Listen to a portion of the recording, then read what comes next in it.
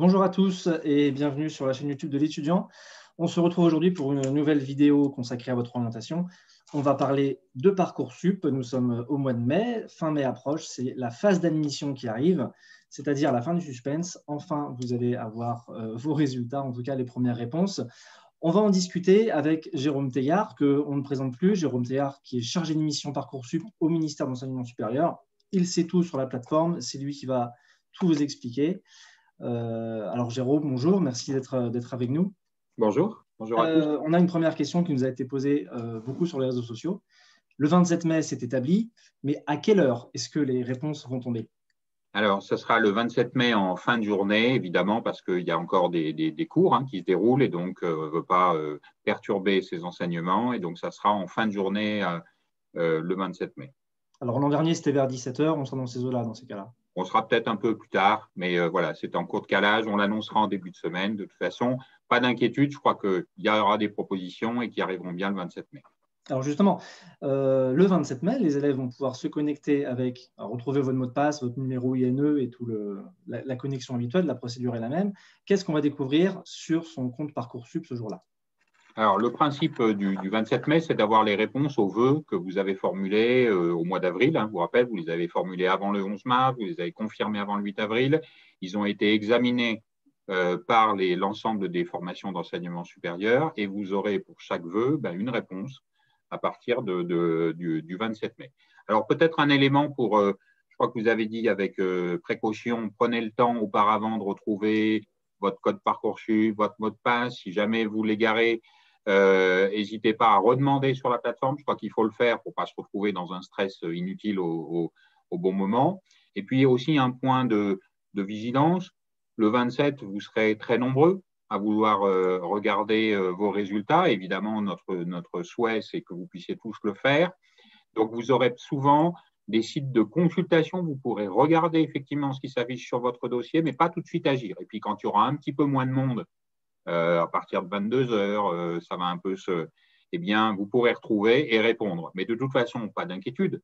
On ne vous demande pas de répondre dans la minute. Je crois que prenez le temps, il faut y aller de manière sereine, prenez le temps de réfléchir. Sans doute, c'est utile de le faire avant, un petit peu le 27 mai, reprendre ses vœux, refaire le point, pourquoi cela je les ai faits, qu'est-ce qui m'intéresse. Il y a des choses, vous avez sans doute évolué aussi dans vos propres envies depuis ce qui s'est passé depuis un mois et demi. Donc voilà, refaites le point tranquillement. Vous regardez ce qui se passe le 27 et puis ensuite, vous rentrerez la mécanique pour répondre à l'ensemble de vos vœux. On en parlera sans doute. Ouais, on va parler des délais de réponse. On va commencer par juste voir les cas de réponse qu'on peut recevoir.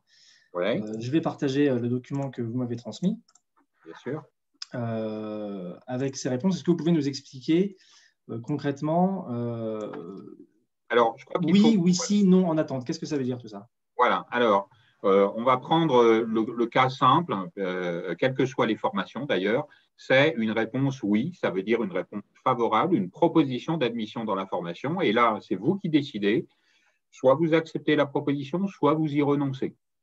Ça ne vous interdit pas, et je le précise tout de suite, ce n'est pas parce que vous dites oui à une proposition qui vous est arrivée le 27 mai, que ça vous interdit plus tard, si vous avez une autre proposition qui vous intéresse davantage, de l'accepter. Mais voilà, vous avez les propositions oui. Vous avez, alors, spécificité des formations sélectives. Vous savez, les formations sélectives, les BTS, les BUT, classe prépa, classe d'ingénieur, école d'ingénieur, IFSI, ils peuvent vous répondre négativement, c'est-à-dire que c'est des formations sélectives qui peuvent estimer que votre dossier n'était pas suffisant. Ça n'existe pas pour les formations non sélectives, mais c'est une possibilité. Et puis, vous avez une autre réponse spécifique pour les licences, c'est le oui-si. Qu'est-ce que c'est le oui-si? Eh bien, c'est bien une proposition pour venir vous inscrire, mais en même temps, la formation qui a examiné votre dossier a estimé que pour garantir votre réussite dans cette formation, vous aviez besoin de renforcement, d'un accompagnement. Donc, c'est un accompagnement qui peut être disciplinaire, vous renforcer dans quelques disciplines, un accompagnement méthodologique aussi en termes de méthode pour bien apprendre et pour être sûr de réussir. Donc, c'est bien une proposition qui vous est favorable, à vous de l'accepter ou d'y renoncer. Et puis, il y a une situation alors qui est commune, beaucoup de candidats le 27 mai, puisqu'on va envoyer beaucoup de propositions ce jour-là, mais il y a des candidats qui resteront sur certains de leurs vœux en attente. Qu'est-ce que ça veut dire être en attente? Ça veut dire que potentiellement vous êtes accepté dans cette formation, mais qu'il y a des candidats qui sont placés devant vous dans le classement qui, eux, finalement, ont eu une proposition d'admission et c'est en fonction de leur réponse, ils vont décider, oui ou non, que vous pourrez ensuite voir votre position dans la liste d'attente évoluer et que vous recevrez ensuite une proposition. Peut-être un petit point, parce que je crois qu'il faut tout de suite le dire, le début de la phase de fin d'admission va très très vite. Votre position dans la liste d'attente va évoluer dans les premiers jours très rapidement, donc il ne faut pas être intimidé ou résigné en fonction de ce que vous voyez dans votre rang dans la liste d'attente. Je crois que c'est important, il ne faut pas se précipiter. Vous avez tranquillement le temps de choisir et il faut laisser regarder, prendre le temps de s'habituer aux indicateurs qu'on vous donne de manière à avoir une réflexion à la fois sereine et puis en fonction de vos choix. Je crois que c'est ça qui est important. Choisir ce qui vous intéresse, ça ne sert à rien de garder des vœux juste pour le principe d'avoir. Enfin, je veux dire, ça n'a aucune utilité. Par contre, si ça vous intéresse, vous pouvez toujours accepter une proposition et garder des vœux en attente. Ça, c'est un droit que vous garantit Parcoursup. Mais alors, à quel moment on va voir son classement? C'est tous les matins, c'est ça, que la procédure met à jour le classement? Exactement. En fonction des décisions que prennent les candidats tous les jours, eh bien, le lendemain matin, eh bien, la plateforme se remet à jour et donc fait d'autres propositions à des candidats supplémentaires. C'est comme ça que fonctionne le processus. C'est un processus qui fonctionne en continu et qui permet tous les jours d'évoluer. Et vous avez un tableau de bord, en quelque sorte, dans votre dossier Parcoursup. Alors, vous recevez les propositions, et là aussi, je le dis, pas d'inquiétude, on ne va pas vous prendre en traître. Vous recevrez un message sur votre messagerie personnelle. Il y a une application Parcoursup que vous pouvez télécharger à partir du 27. Et puis, vous recevrez même un SMS. Et je le dis aussi parce que c'est important, vos parents, s'ils ont renseigné leurs coordonnées dans votre dossier Parcoursup, recevront la même alerte, ce qui veut dire qu'il n'y a pas de stress. Vous n'êtes pas le seul à être au courant des délais. Et je crois que c'est une sécurité aussi collective dans la famille, parce que Parcoursup, c'est aussi un enjeu familial. Et donc, il y a une application, c'est la nouveauté de cette année, ça, l'application? Non, on avait déjà une application qui permet, il y a évidemment, vous pourrez accepter par mobile les propositions d'admission. C'est une faculté, généralement, la moitié des candidats acceptent leurs propositions par mobile. Donc, on fait une notification à chaque fois qu'une proposition est formulée. Exactement. Alors, on va regarder ensemble les délais de réponse, parce que comme vous l'avez dit, la position évolue au fur et à mesure que les autres répondent. Ceux qui sont déjà acceptés, s'ils refusent, votre place augmente. Et le temps de réponse dépend évidemment de différentes choses. Oui, alors vous avez en fait trois situations que vous allez connaître dans la phase d'admission. La phase d'admission, elle commence le 27 mai et elle va jusqu'au 16 juillet. C'est pendant ce laps de temps que tous les jours, on enverra des nouvelles propositions. Alors, lorsque vous recevez une proposition le 27 mai, vous devrez y répondre le 31 mai, avant le 31 mai, 23h59. Je crois qu'il faut bien garder en tête, il ne faut pas se stresser pour les délais. Ils seront indiqués, la date limite sera indiquée dans votre dossier. Donc, il n'y a pas de calcul à faire. Simplement, soyez vigilants. Et puis, on vous fera une alerte le dernier jour, à 24 heures avant la date limite. On vous refera une alerte en disant il vous reste que 24 heures pour répondre. Si on répond pas, qu'est-ce qui se passe? Pardon? Si on ne répond pas, qu'est-ce qui se passe? Le vœu est annulé? Si on ne répond pas, évidemment, on peut perdre la proposition d'admission qui vous a été formulée parce que le système sur Parcoursup est solidaire, c'est-à-dire c'est bien les réponses des uns et les renoncements des uns qui font aussi les propositions des autres. Et on ne peut pas se permettre de ne pas respecter les délais, c'est une règle collective applicable à tous. J'insiste parce que le 27 mai, il y a beaucoup de propositions qui vont être faites. Le 31 mai, c'est un lundi soir, ça veut donc dire que vous avez le temps en famille, aussi dans le week-end, d'en discuter. À partir des propositions qui arrivent le 28 mai, c'est 4 jours. Toujours la réponse au 31 mai au soir. Et puis, à partir du 29 mai, on va rentrer dans le rythme de croisière, finalement, où c'est un délai de 3 jours. Toutes les propositions d'admission formulées entre le 29 mai et le 14 juillet, ça sera 3 jours pour répondre. Là aussi, un petit pourquoi finalement on a ce type de délai. Je pense que notre objectif, on les a accélérés par rapport à ce qui se passait l'an dernier. Notre objectif, c'est que le plus grand nombre de lycéens reçoivent des propositions au début de la phase d'admission. On sait que c'est important pour vous parce que vous attendez déjà depuis 1 mois et demi. Donc voilà, on essaye aussi d'accélérer le mouvement. D'accord. Ça va jusqu'au 14 juillet, c'est-à-dire qu'on peut avoir une réponse positive jusqu'à si tard après les résultats du bac? Exactement. Vous savez, il y a certains élèves qui n'auront pas le bac, malheureusement. Et donc, s'ils avaient des propositions, la proposition, elle sera formulée à d'autres. Le processus est itératif et je crois que l'essentiel, il faut le dire, va se dérouler entre le 27 mai et puis la fin du mois de juin. Après, les listes évoluent plus beaucoup parce qu'il y a beaucoup de formations qui sont remplies déjà à partir de cette date. Mais le processus va jusqu'au 16 juillet, pardon. Dernière date d'envoi des propositions, le 14 juillet au matin. C'est un peu le feu d'artifice, notre dernier. Et puis, vous avez jusqu'au 16 juillet pour y répondre. Alors, il y a aussi un système qui existe sur la plateforme. J'aimerais que vous nous expliquiez comment ça fonctionne. C'est le répondeur automatique. Alors, le répondeur automatique, c'est la garantie tranquillité. Mais il y a une condition. Ça ne vaut que pour ceux qui sont sûrs de leur choix. En quoi ça consiste très concrètement?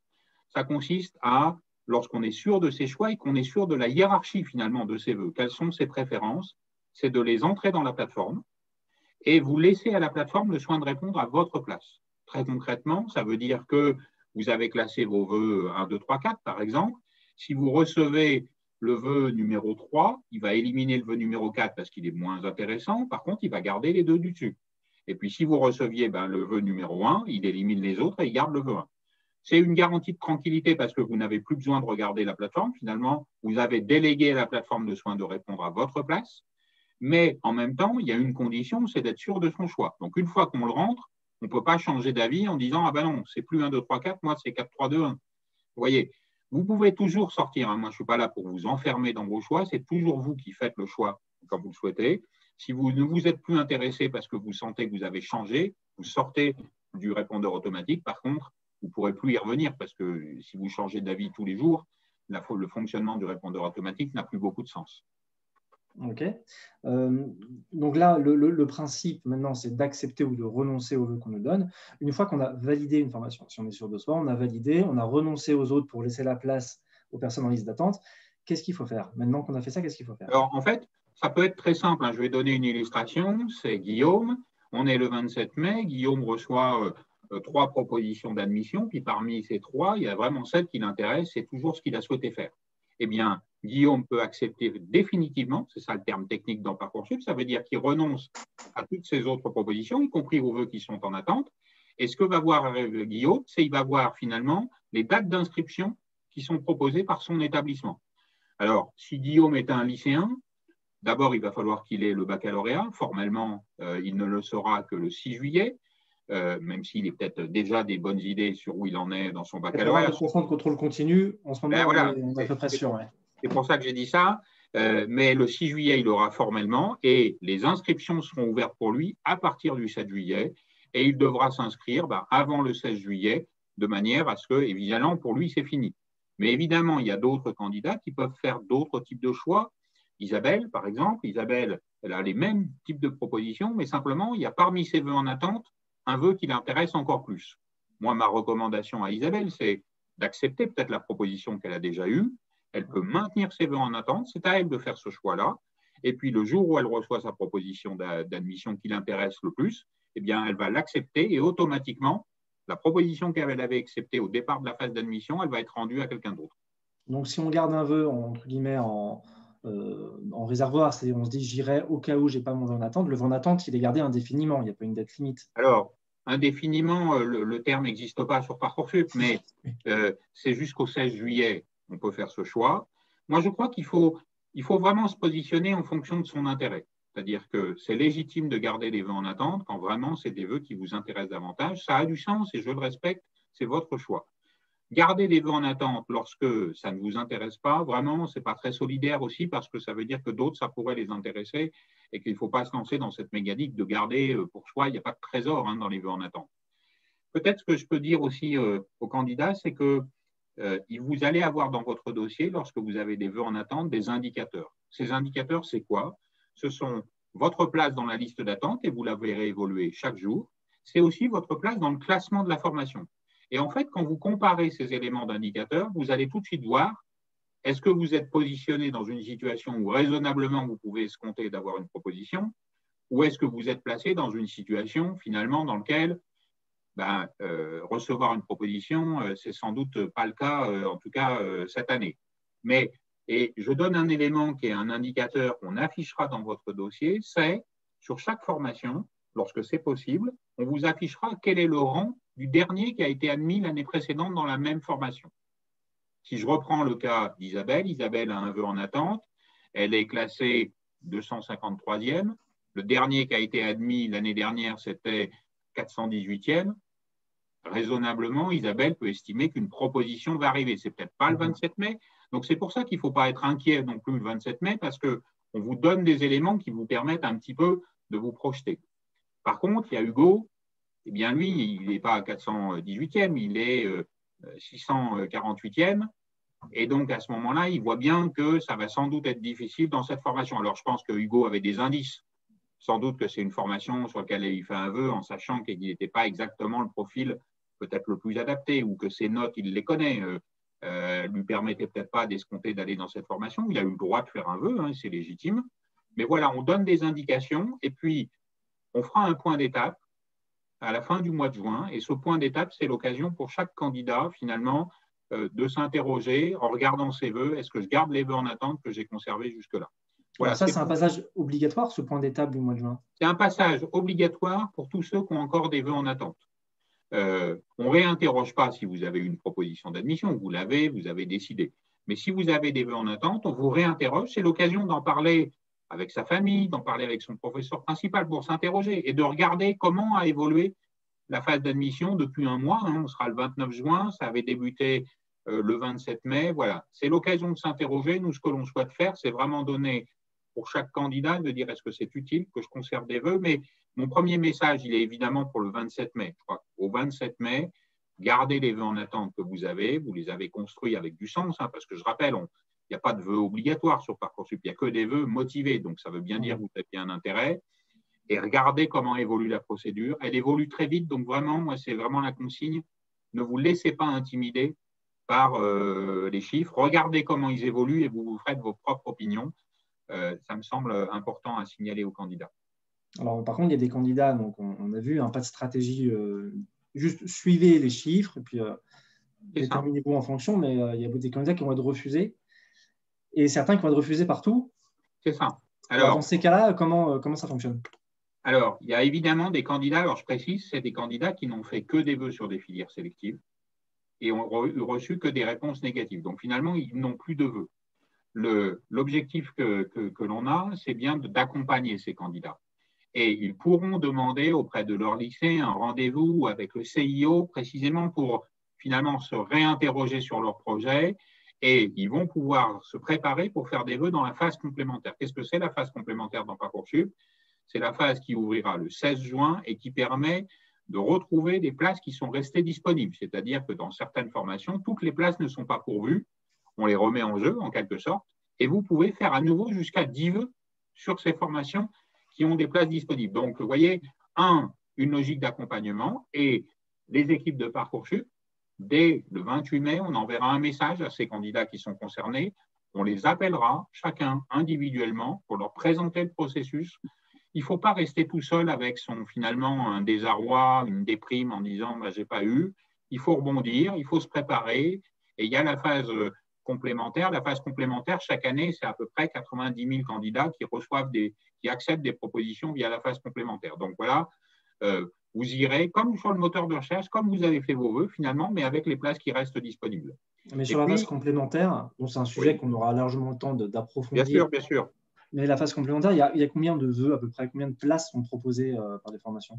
En fait, c'est difficile à dire parce que chaque jour, à partir du 16 juin, il y a de nouvelles formations qui arrivent en phase complémentaire et qui proposent des formations. Alors, moi, on ne va pas se mentir, on est là, moi je suis là pour vous dire les choses telles qu'elles sont.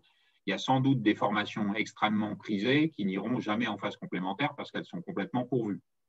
Je vous dirais ça, les instituts de formation en soins infirmiers, des très grandes écoles, elles n'iront pas en phase complémentaire. Mais il y a encore beaucoup de formations. Il y a des formations en BTS, il y a des formations en IUT, il y a des formations dans les licences. Donc, il y a encore une grande diversité de choix. Et je crois que nous sommes là pour vous aider à profiter pleinement de cette diversité. Et donc, on peut trouver vraiment tout ce qu'il nous faut. Un petit mot sur les KS, les commissions d'accompagnement à l'enseignement supérieur. L'an dernier, avec l'afflux, avec le taux de réussite de 95% au bac, il y a eu beaucoup de lycéens qui se retrouvaient admis dans le supérieur alors qui ont eu leur bac alors qu'ils ne pensaient pas l'avoir. Donc, les KS ont fonctionné à plein régime. Elles vont encore pouvoir assumer ce flux. On peut s'attendre au même schéma cette année, peut-être? Alors, je ne suis pas devin, je n'ai pas de boule de cristal qui me permette d'anticiper. Après, ce que je sais, c'est qu'on sera bienveillant avec les lycéens. Je crois que c'est le mot d'ordre et il se comprend bien compte tenu de l'année qu'ont vécu tous les lycéens.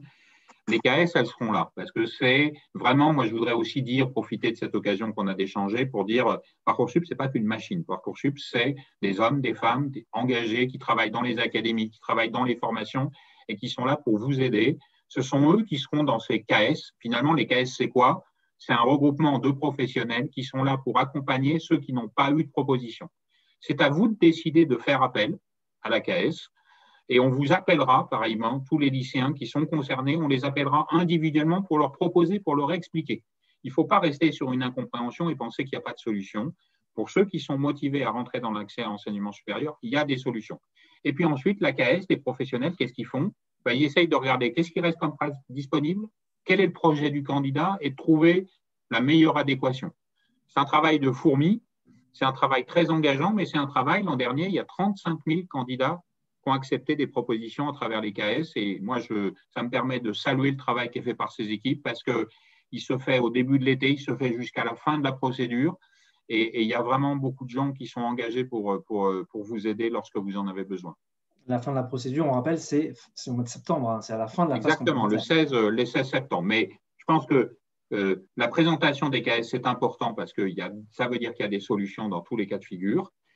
Mais je voudrais aussi redire aux candidats, lorsqu'on est au mois de juillet et que c'est la fin de la phase d'admission, hein, le début des vacances aussi, pour tout le monde, eh bien, 9 lycéens sur 10 ont eu au moins une proposition d'admission. Donc, je pense qu'il faut aussi intégrer cet élément. C'est un élément de sérénité.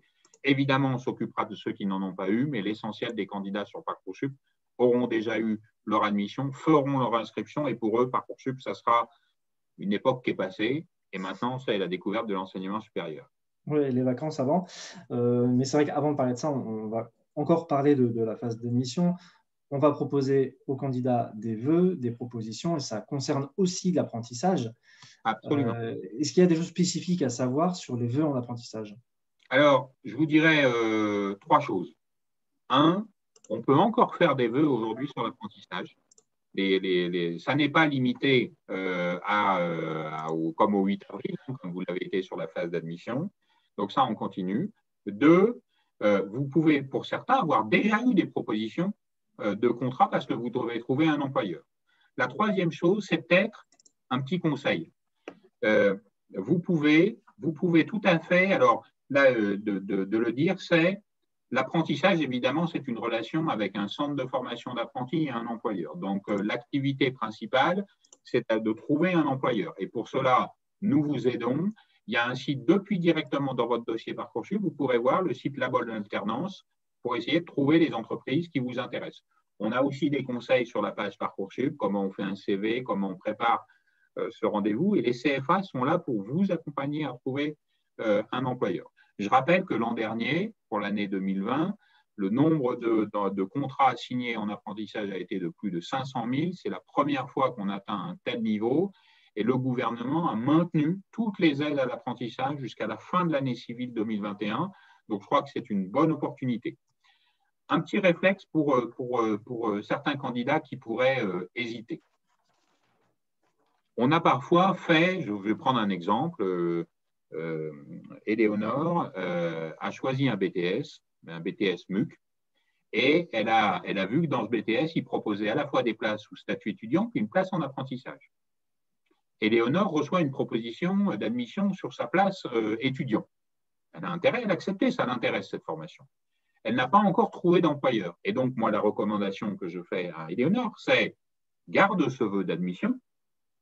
Voilà, ça sécurise la rentrée étudiante, ton parcours. Et puis, si en travaillant pour trouver un employeur, si tu trouves ensuite un employeur, ben, le jour où tu signeras un contrat, le CFA rentrera le contrat dans Parcoursup, tu recevras une proposition d'admission, et à ce moment-là, il appartiendra à Éléonore de choisir est-ce qu'elle préfère le contrat en apprentissage ou est-ce qu'elle préfère rester sous statut étudiant. Donc, on n'est pas obligé, vous voyez, de décider tout de suite très vite est-ce que je fais ceci ou je fais ce que c'est cela. Il faut sécuriser sa place à la rentrée, et puis ensuite, si vous avez un contrat, trouvez un employeur et vous pourrez valider ce choix préférentiel. Et à ce moment-là, la place qu'avait Éléonore, eh bien, on la proposera à un autre candidat. Ça, c'est pour le cas spécifique des d'apprentissage. Je crois que vous vouliez parler aussi du cas des élèves en situation de handicap.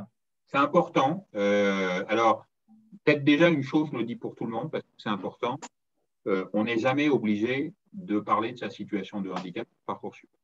Moi, sur Parcoursup, je connais des lycéens qui ont un projet de poursuite d'études et qui veulent aller dans l'enseignement supérieur. Pour autant, si des lycéens ont eu un accompagnement, ont besoin d'un accompagnement, il y a une procédure sur Parcoursup qui permet aussi de les aider davantage que les autres, et c'est bien normal, pour compenser une situation particulière. Je vais prendre un cas très simple de figure.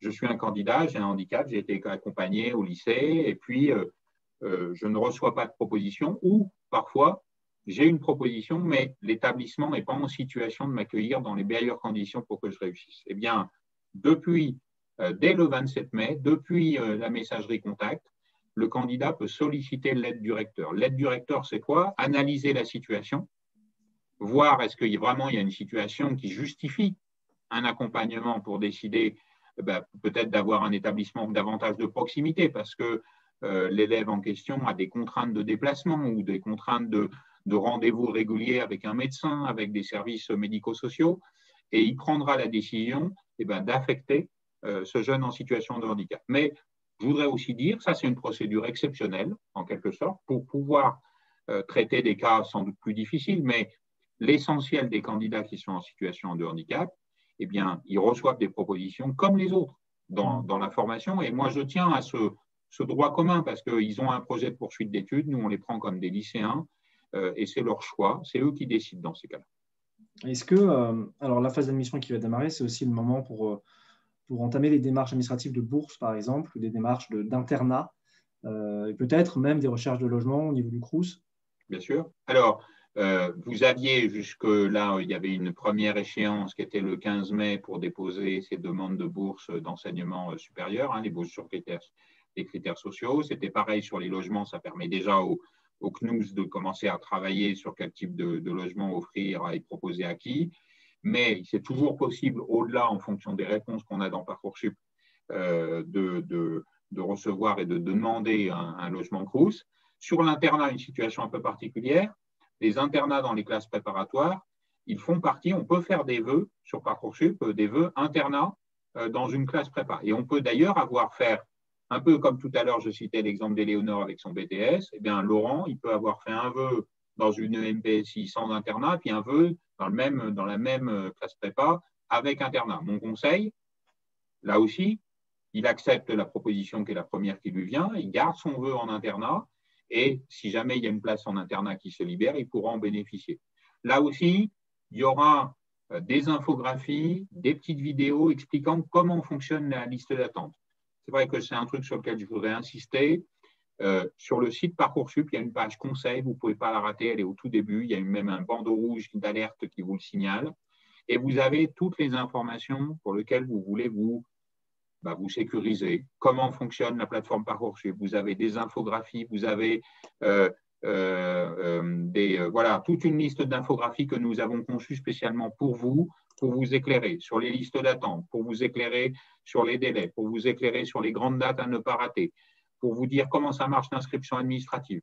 Et puis des vidéos très simples, avoir des vidéos qu'on a déjà mises en ligne sur qu'est-ce qu'il faut savoir sur la phase d'admission, comment ça marche les listes d'attente, quels sont les indicateurs, je les ai évoqués tout à l'heure, mais là vous pouvez les retrouver en détail avec des exemples très concrets. Et puis on en chargera. Qu'est-ce que la réponse oui, si, on en a parlé tout à l'heure ensemble. Une petite animation, des questions rapides, oui, non, sur les principales questions que l'on entend de la part des lycéens sur Parcoursup. Même sur le répondeur automatique, on en a dit un mot avec là aussi des illustrations. Tout sera accessible sur Parcoursup, pour vous renseigner. Il y a aussi sur Parcoursup, parce que là aussi, je salue tous ceux qui s'en occupent, parce que c'est un travail important, qui les mobilise avec beaucoup d'engagement. Un numéro vert qui sera mobilisé le week-end, le premier week-end notamment, 29-30, qui sera ouvert tout le week-end pour répondre à des questions. Et puis, on a les équipes sur les réseaux sociaux de Parcoursup qui diffusent des messages, qui renseignent parfois des candidats parce qu'il y a besoin, ils sont interpellés, ils sont nombreux à nous interpeller. Donc, on y travaille pour apporter des réponses. Et puis il y a aussi tous les sites d'information comme l'étudiant aussi, qui font aussi une information qui est importante pour nous parce qu'elle relaye l'information. Il y a beaucoup de rumeurs sur Parcoursup. Donc, il faut, moi, je vis ça depuis 4 ans, je finis par les connaître toutes. Mais je crois qu'il y a de l'information officielle, c'est à ça qu'il faut se rapporter. Il y a une messagerie contact aussi dans Parcoursup quand vous avez un point technique, une difficulté, etc. Il ne faut pas rester seul avec sa question. Posez la question. Il y a vraiment des équipes très engagées partout, au niveau national, dans les académies, au plus proche de chez vous, et puis vos professeurs principaux. J'allais dire, vous, c'est la première fois que vous découvrez peut-être Parcoursup et cette phase, avec un peu d'angoisse, je l'imagine. Mais vous n'êtes pas tout seul. Il y a des professeurs principaux. Ça fait 4 ans qu'ils connaissent la procédure Parcoursup, donc ils se sont aussi, professionnalisés. Ils se sont aussi documentés. Nous leur donnons des ressources aussi pour vous aider et être à votre service. Alors, juste avant de se quitter, avec tous ces détails et ces conseils très intéressants, il faudrait quand même qu'on parle on a beaucoup parlé des lycéens, mais il y a d'autres publics sur Parcoursup. Les étudiants en réorientation, eux aussi, sont en phase d'admission, mais eux, ils pourront commencer leur inscription avant les résultats du bac. Absolument, puisque pour un lycéen, la condition d'accès à l'enseignement supérieur, c'est l'obtention du baccalauréat. La date officielle des résultats cette année, c'est le 6 juillet, donc pas d'inscription auparavant. Pour un étudiant en réorientation, ils sont 182 000 cette année à être sur Parcoursup. Évidemment, si la proposition d'admission les intéresse, ils pourront s'inscrire auparavant. Alors, je sais aussi qu'il y en a beaucoup d'étudiants qui sont encore dans leurs études, qu'on fait en quelque sorte un peu des vœux de précaution au cas où. Voilà. Quand vous avez vos résultats, là aussi, il y a un système solidaire sur Parcoursup. Si vous avez vos résultats, que vous accédez à votre 2e année, et moi, je vous félicite pour ça, on se désinscrit de Parcoursup parce que ça ne vous intéresse plus. Voilà. Cette notion de solidarité, je sais que les lycéens, les étudiants, ils y sont attachés. Vous avez aussi l'occasion de la mettre en œuvre sur Parcoursup. Ouais, ça permet de redistribuer les vœux. Et alors, avant qu'on a annoncé l'événement, qu'on a annoncé notre échange qui allait être en ligne sur YouTube, on a reçu des questions, nous, les étudiants sur le compte Instagram. Il y avait des questions de lycéens de l'étranger qui se demandaient s'ils pouvaient s'inscrire. Alors aujourd'hui, c'est trop tard de s'inscrire sur Parcoursup, mais ce qu'on fasse complémentaire, on peut reprendre un dossier à zéro. Alors, c'est le cas pour les lycéens, ce qu'on appelle l'AEFE, c'est-à-dire qui sont dans des lycées français à l'étranger, donc qui passent un bac français. Pour eux, c'est possible. Pour les autres, non, puisque la phase complémentaire est limitée au périmètre de la plateforme. Mais le nombre de candidats dits internationaux, c'est à peu près 25 000 sur Parcoursup. Donc, vous voyez, il y en a déjà qui, quand même, n'ont pas raté le coche et se sont positionnés sur Parcoursup. Ok, j'espère que ça répondra à leurs questions. En tout cas, la deuxième chance, c'est à partir du 16 juin, la phase complémentaire. En attendant, consultez bien toutes les réponses, allez vérifier votre dossier de temps en temps, inscrivez-vous aux alertes pour être sûr de rien rater. Et on vous souhaite bon courage et bonne chance à tous dans vos réponses. Jérôme, merci d'avoir été avec nous, de nous avoir éclairé tous ces bons conseils. Moi, j'incite aussi les lycéens, notamment les terminales, à aller sur l'étudiant.fr où en ce moment, on fait des articles de préparation au bac. Puisque n'oublions pas que la philo et le grand oral sont toujours là et vous en aurez besoin pour le supérieur. N'hésitez pas à consulter l'étudiant.fr et à vous inscrire au newsletter. Vous aurez tout plein d'infos. Je vous dis à bientôt pour une nouvelle vidéo avec un point de détail sur Parcoursup. On parlera phase d'admission, phase complémentaire, notamment fin juin sur les prochains salons. On reverra Jérôme Teillard, c'est sûr. À bientôt. Merci à tous et très bon week-end. Merci à tous.